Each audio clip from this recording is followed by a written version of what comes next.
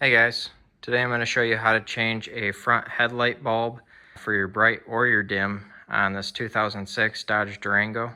If this video is helpful, can you smash that thumbs up button and leave a comment down below for the YouTube algorithm? Really helps out a lot. So whichever side you're going to change, you're going to want to point your tires to the opposite side.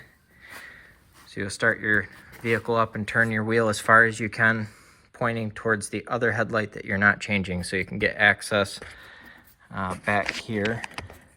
We're going to open this panel, so push it all the way up and then pull out at the bottom and pull down.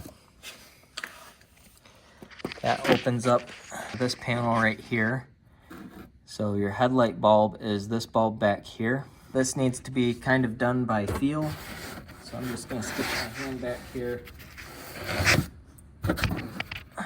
So what we're going to do is we're going to twist the bulb counterclockwise to get it out. This is a little bit difficult. So we're going to twist the bulb counterclockwise to get it out.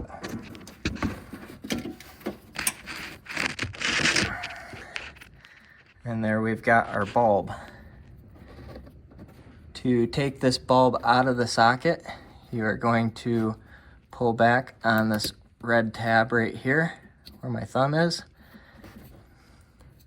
That will allow you to push in on this clip and push the bulb out. So you're going to need two hands to do that, but you're going to push right here where my thumb is on this tab and pull the bulb at the same time. So I'm going to put down the camera.